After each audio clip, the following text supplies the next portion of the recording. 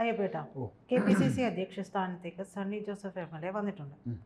പക്ഷേ അദ്ദേഹത്തിന് കൊടുക്കുന്നൊരു ഹൈപ്പ് അത് വളരെ കൂടുതലാണ് എന്ന് തോന്നി. അത്രത്തോളം ഒക്കെ ഹൈപ്പ് കൊടുക്കേണ്ട ആവശ്യം ഉണ്ടോ? അതായത് കോൺഗ്രസിൽ ഇത്തരത്തിൽ ഒരു മാറ്റം അവരുടെ നേതൃനിരയിൽ വരുമ്പോൾ സാധാരണ വിഴുപ്പലക്കൽ ധാരാളം ഉണ്ടാവാറുണ്ട്. ആ വിഴുപ്പലക്കൽ ഇപ്രാവശ്യം ഉണ്ടായില്ലെന്ന് മാത്രമേ ഉള്ളൂ. അങ്ങനെ വിഴുപ്പലക്കൽ ഉണ്ടായില്ല എന്നുള്ളത് അതൊരു പറയേണ്ട ഒരു കാര്യമാണ്. പക്ഷെ സാധാരണ ഇപ്പം ഈ ഉണ്ടായ വിഴുപ്പലക്കൽ എന്തുകൊണ്ടും ഉണ്ടായില്ല എന്ന് ചോദിച്ചാൽ ആന്റോ ആന്റണിയുടെ പേര് ഉയർന്നു വന്നിരുന്നു. ഒരു വേള ആന്റോ ആന്റണി ആണ് ഒരു ക്രിസ്ത്യൻ നേതാവ് വരണം, KPCC പ്രസിഡന്റായി വരണം എന്നൊരു തീരുമാനം AICCയുടെ മനസ്സിലുണ്ടായിരുന്നതുകൊണ്ടും സുധാകരനെ തൽസ്ഥാനത്ത് നിന്ന് മാറ്റണം എന്ന മുറവിളി അതിശക്തമായിട്ട് ഉണ്ടായതിൻ്റെയും അടിസ്ഥാനത്തിലാണ് AICCക്ക് ഇങ്ങനൊരു തീരുമാനം എടുക്കേണ്ടി വന്നത്. ഒന്ന്, കേരളത്തിൽ കോൺഗ്രസ് ഭരണം തിരിച്ചു വരേണ്ടത് AICCയുടെ ഒരു ആവശ്യമാണ്. ഇന്ത്യ ആകമാനം നോക്കുമ്പോഴത്തേക്ക് കോൺഗ്രസിൻ്റെ ശക്തി ക്ഷയിച്ചു തന്നെയാണ് പോയിരിക്കുന്നത്.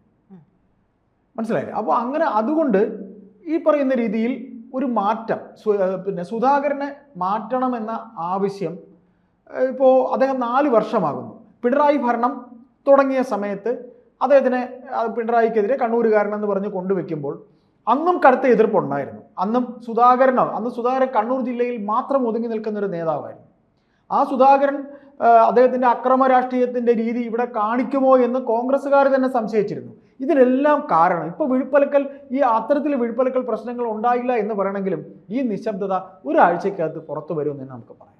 കോൺഗ്രസ് അങ്ങനെയാണ്.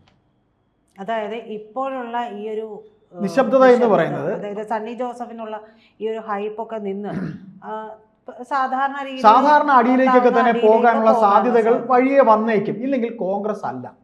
കാരണം കോൺഗ്രസിനെ, പ്രത്യേകിച്ച് കേരളത്തിലെ കോൺഗ്രസിനെ നിയന്ത്രിച്ചുകൊണ്ട് പോകുന്നത് ഗ്രൂപ്പ് രാഷ്ട്രീയമാണ്. നേരത്തെ കാലാകാലങ്ങളായിട്ട് A ഗ്രൂപ്പ് എന്ന് പറഞ്ഞൊരു ഗ്രൂപ്പും ആന്റണിയെ പിന്താങ്ങുന്ന A ഗ്രൂപ്പും, പിന്നീട് കരുണാകരൻ പക്ഷക്കാർ അദ്ദേഹം I ഗ്രൂപ്പും എന്നൊരു ഗ്രൂപ്പ് ഉണ്ടായിരുന്നു. Aയും Iയും, അതായത് കരുണാകരനെ പാർട്ടിയിൽ നിന്ന് പുറത്താക്കി അദ്ദേഹം തിരിച്ചു വന്ന് ഉള്ള വിഷയം ഒക്കെയായിട്ട് I ഗ്രൂപ്പ് 7 കീറായി. അതായത് കരുണാകരൻ ഉള്ളപ്പോഴേ തന്നെ തിരുത്തൽവാദി എന്ന് പറഞ്ഞൊരു ഗ്രൂപ്പ് ഉണ്ടായിരുന്നു.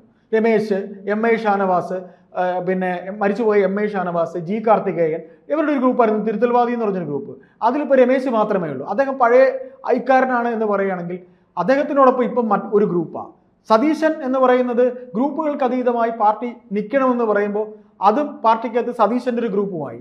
സതീശനോടൊപ്പം ഈ ഗ്രൂപ്പിൽ ഉള്ളവർ ആരൊക്കെയാണെന്ന് ചോദിച്ചാൽ പഴയ ഐക്കാരും ഉണ്ട്, ഏക്കാരും ഉണ്ട്. ഉമ്മൻചാണ്ടിയുടെ ഭരണശേഷം A ഗ്രൂപ്പിൽ നിന്ന് ഷാഫി പറമ്പിൽ ഇതിനോട് വന്നിട്ടുണ്ട്. ഷാഫിക്കൊപ്പം ഈ പുതിയ MLA രാഹുൽ മാങ്കൂട്ടം വന്നിട്ടുണ്ട്. അപ്പോൾ അവരെല്ലാം കൂടി ചേർന്നാണ് സതീശൻ്റെ പുതിയ ഗ്രൂപ്പ്. അപ്പോൾ നമ്മൾ പറഞ്ഞു വരുന്നത് ഈ ഗ്രൂപ്പ് സമവാക്യങ്ങൾ മാറി. ഗ്രൂപ്പ് സമവാക്യങ്ങൾ Aയും Iയും സ്പ്ലിറ്റായി. അപ്പോൾ A എന്ന് പറയുമ്പോൾ ആന്റണി മാത്രമേ ഉള്ളൂ. ആന്റണി ഇപ്പോൾ രാഷ്ട്രീയ വനവാസത്തിലേക്കും പോയി. അദ്ദേഹം ഡൽഹിയിൽ നിന്നൊക്കെ ഇങ്ങ് വന്നു. അപ്പോൾ ഈ കാണുന്ന നിശബ്ദത എന്ന് പറയുന്നത് ഇപ്പോൾ ആകെ പറയുന്ന ഒരു മെറിറ്റായിട്ട് പറയുന്നത് സുധാകരൻ DCC പ്രസിഡന്റായിരുന്ന കണ്ണൂർ, അദ്ദേഹത്തിന് ശേഷം വന്ന ആളാണ് ഈ സണ്ണി ജോസഫ് എന്ന് പറയുന്ന ആൾ. സഭയിൽ നല്ല പ്രകടനം നടത്തുന്ന ആളാണ്. വളരെ നന്നായിട്ട് പാർട്ടിയെ കൊണ്ടുപോകാൻ കണ്ണൂർ കഴിഞ്ഞ ഒരാളാണ് എന്നൊക്കെ പറയുന്നുണ്ട്. ക്രിസ്ത്യൻ സമുദായത്തിലെ ചോർന്നുപോയ വോട്ട് തിരിച്ചു പിടിക്കാൻ പറ്റുമെന്നൊക്കെ പറയുന്നുണ്ട്. അവിടെ നമുക്കുണ്ടാകുന്ന ഒരു ചോദ്യം, നേരത്തെ KPCC പ്രസിഡന്റുമാരൊക്കെ ഇവിടെ ഉണ്ടായിരുന്നു. VM സുധീരനെ വന്നിരുന്നു. VM സുധീരനും ഇതേപോലെ ഹൈക്കമാൻഡിൻ്റെ നിർദ്ദേശം, അതായത് ഉമ്മൻചാണ്ടി പിന്നെ മുഖ്യമന്ത്രി ആയപ്പോൾ ക്രിസ്ത്യൻ മുഖ്യമന്ത്രിക്ക് ഈഴവ കമ്മ്യൂണിറ്റിയിൽ നിന്ന് ഒരു ആൾ വേണം എന്ന് പറഞ്ഞുകൊണ്ടാണ് ഈ പറയുന്ന രീതിയിൽ VM സുധീരനെ കൊണ്ടുവച്ചത്. അത് പിന്നീട് എന്തായി? ഭരണതലത്തിൽ അദ്ദേഹം അദ്ദേഹം ഭയങ്കര ആദർശ പുരുഷനായി ഉമ്മൻചാണ്ടിയുടെ പ്രായോഗിക രാഷ്ട്രീയത്തിന് തടയിടുന്ന രീതിയിൽ രണ്ടുപേരും 2 സ്ഥലങ്ങളിലായി. ഇത് Aയും Iയും എന്നൊക്കെ പറയുമ്പോൾ ഇവർ തമ്മിൽ ഭയങ്കരമായ ആശയപരമായ കോൺഫ്ലിക്റ്റ് അത് പുറത്ത് കാണും. പുറത്ത് വന്ന് തമ്മിലടിക്കും. അങ്ങനെ തമ്മിലടിയുടെ നിരവധി കഥകൾ കോൺഗ്രസ് കണ്ടിട്ടുണ്ട്. അപ്പോൾ അന്ന് VM സുധീരനെ വെച്ചപ്പോൾ ഇവിടെ അന്ന് ഈ ജാതി സമവാക്യത്തിൻ്റെ പേരിൽ വലിയ ഹൈപ്പ് ഉണ്ടായില്ല. മുല്ലപ്പള്ളി രാമേന്ദ്രനെ വെച്ചപ്പോൾ ഹൈപ്പ് ഉണ്ടായില്ല. തെന്നല ബാലകൃഷ്ണപിള്ളയെ ഇവിടെ അതിഭീകരമായി അടിയിടുന്നപ്പോൾ തെന്നല ബാലകൃഷ്ണപിള്ളയെ വെച്ചിരുന്നു. തെന്നല ബാലകൃഷ്ണപിള്ള കരഞ്ഞുകൊണ്ടാണ് KPCC പ്രസിഡന്റ് സ്ഥാനം ഒഴിഞ്ഞു പോയത്. അപ്പോൾ ഇത്തരത്തിൽ ഒരു ഹൈപ്പ് ഇദ്ദേഹത്തിൻ്റെ ജയത്തിന് കൊടുക്കുമ്പോൾ ഈ പറയുന്ന നിശബ്ദത എന്നൊക്കെ പറയുന്നത് സ്ഥാനം ഏറ്റെടുത്ത് കഴിയുമ്പോൾ തന്നെ തുടങ്ങിക്കോളും തമ്മിലുള്ള അടിയൊക്കെ. ഹസനെ മാറ്റിയിട്ടുണ്ട്, ഷാഫി പറമ്പിലിനെ കൊണ്ടുവച്ചു, അതിൽ പിന്നെ എതിർപ്പില്ലെന്നാണോ പറയുന്നത്? അതായത് മുതിർന്ന നേതാക്കൾക്കിടയിൽ ഉണ്ടായിരുന്ന അസ്വാരസ്യങ്ങൾ മാറ്റാൻ വേണ്ടിയിട്ടാണ് അവർക്കിടയിൽ തന്നെ പലരെയും ഇവർ പരീക്ഷിച്ചിട്ടുള്ളത്. ഇപ്പം മുല്ലപ്പള്ളി രാമേന്ദ്രനെ വെക്കുന്നത് എയുടെ ആളെന്ന് പറഞ്ഞുകൊണ്ടാണ്. ഐക്കാതിപ്പം വേറെ ആളുണ്ടാവും. അപ്പം മുതിർന്ന നേതാക്കളെ തലപ്പത്ത് നിന്ന് മാറ്റിയിട്ട് യുവ നേതൃത്വത്തെ കൊണ്ടുവയ്ക്കുമ്പോൾ ഈ മുതിർന്ന നേതാക്കൾ ഇരുന്ന് ചൊറിയുക തന്നെ ചെയ്യും. ആ ചൊറി പുറത്ത് വരിക തന്നെ ചെയ്യും. അതിപ്പോൾ മിണ്ടുന്നില്ലെന്നേ ഉള്ളൂ, വരും ഭാവിയിൽ അത് വരും. ഇപ്പോൾ സണ്ണി ജോസഫ് പിന്നെ ക്രിസ്ത്യൻ സമുദായത്തിലെ അച്ഛന്മാരുമായിട്ടൊക്കെ ചേർന്ന് റിസൾട്ട് കൊണ്ടുവരും എന്നൊക്കെ പറഞ്ഞു. അപ്പോൾ നേരത്തെ പി തങ്കച്ചനും ഉണ്ടായിരുന്നു. അതൊരു പ്രതീക്ഷയാണ്, ഒരു പ്രതീക്ഷയാണ്. പണ്ടത്തെ പ്രതീക്ഷ പണ്ടത്തെ അന്തരീക്ഷമല്ല. കോൺഗ്രസിന് പണ്ട് ഈ പറയുന്ന മലയോര കർഷകരുടെ ഇടയിൽ കോട്ടയത്ത്, പത്തനംതിട്ടയിൽ, മധ്യ കേരളത്തിൽ ഒരു അവർക്കൊരു സ്ട്രെങ്ത് ഇതുണ്ടായിരുന്നു. അതിപ്പോ ഇല്ല. അവർക്ക് പ്രായോഗിക രാഷ്ട്രീയത്തിൽ BJP ആണ് നല്ലതെന്ന് അവർ ചിന്തിച്ചു കഴിഞ്ഞു. അവിടെയുള്ള ആൾക്കാർ അതിന്ന് മാറ്റിയെടുക്കാൻ ശരിക്ക് പണിപ്പെടേണ്ടി വരും. കോൺഗ്രസിന്റെ ഒരു രീതി അനുസരിച്ച് CPM-നെ പോലെയൊന്നും സംഘടനാ രീതി എണ്ണയിട്ട യന്ത്രം പോലെയൊന്നും കോൺഗ്രസിന് പ്രവർത്തിക്കാൻ കഴിയുമെന്ന് തോന്നുന്നില്ല. ചാണ്ടി മുറുകും തീർച്ചയായിട്ടും. ആ ഒരു അവസ്ഥ തന്നെയാണ് ഇപ്പോഴും ഉള്ളത്. അതിപ്പോ നേതാവിനെ തിരഞ്ഞെടുക്കുന്നതിൽ ഉൾപ്പെടെ നമ്മൾ കണ്ടതും അത് തന്നെയാണ്. അതെ, ഇപ്പോൾ നമ്മൾ മനസ്സിലാക്കുന്ന മറ്റൊരു കാര്യം എന്ന് വെച്ചാൽ കേരള ഘടകത്തിൽ ഉണ്ടായിരുന്ന KC വേണുഗോപാൽ കേരളത്തിലേക്ക് പോയി. അല്പം മുമ്പ് നമ്മൾ സംസാരിച്ചപ്പോൾ KC വേണുഗോപാലിന്റെ നീക്കം അദ്ദേഹത്തിന് പേരാവൂര് മത്സരിക്കുകയാണ്. KC വേണുഗോപാലിനെ കോഴിക്കോടോ കണ്ണൂരോ ഉള്ള ഒരു പിന്നെ കോൺഗ്രസ്സുകാർക്ക് ഇഷ്ടമല്ല. അല്പം മുമ്പ് ഞാൻ പിന്നെ പ്രജിതയോട് സംസാരിച്ചപ്പോൾ ഞാൻ ഒരു കോൺഗ്രസ് സുഹൃത്തിന് നമ്മൾ ഈ കാര്യങ്ങളൊക്കെ ഒന്ന് വെറുതെ സംസാരിച്ചപ്പോൾ പിന്നെ ഇയാൾ കോപ്പ് ജയിക്കുമെന്നാണ് നമ്മുടെ സുഹൃത്തിട്ടേക്കാണ് മെസ്സേജ്. അപ്പോൾ അതിനർത്ഥം എന്ന് വെച്ചാൽ KC വേണുഗോപാലിന് കേരളത്തിൽ അങ്ങനെ ആർക്കും വലിയ താല്പര്യമൊന്നുമില്ല. ഇപ്പം അവർക്ക് ഈ പറയുന്ന രീതിയിൽ VD സതീശൻ ഗ്രൂപ്പുകൾക്ക് അതീതമായി Aയും Iയിലും ഉണ്ടായിരുന്ന അങ്ങനെയുള്ള ഗ്രൂപ്പില്ല എന്ന് പറഞ്ഞ് VD സതീശൻ ഇറങ്ങിയിട്ട് VD സതീശനോടൊപ്പം ഉള്ളവരൊക്കെ പഴയ Aക്കാരും Iക്കാരും പിന്നെ എന്താ പറയുക രമേശ് ചെന്നിത്തലയാണെങ്കിൽ കരുണാകരനൊപ്പം നിന്ന് ഐക്കാരൻ എന്ന് പറഞ്ഞ് രമേശിൻ്റെ ഒപ്പം നിൽക്കുന്നതും Aയിലുള്ളവരും ഉണ്ട്, തിരുത്തൽവാദിയിലുണ്ടായിരുന്നവരുണ്ട്. അപ്പോൾ ഗ്രൂപ്പാണ് ഇതിനകത്ത് മൊത്തത്തിൽ കളിക്കുന്നത്. ഈ ഗ്രൂപ്പുകളിൽ നിർത്തിയില്ല എന്നുണ്ടെങ്കിൽ മാറ്റത്തിൻ്റെ കാറ്റ് എന്നൊക്കെ പറയുന്നത് മാറ്റത്തിന്റെ കാറ്റ് വേറെ ഗ്രൂപ്പുകളിൽ ഇല്ലാതെ കോൺഗ്രസ് ഉണ്ട്. ഗ്രൂപ്പില്ലെങ്കിൽ കോൺഗ്രസ് ഇല്ല എന്ന് പറയും, ശരിയാണ്.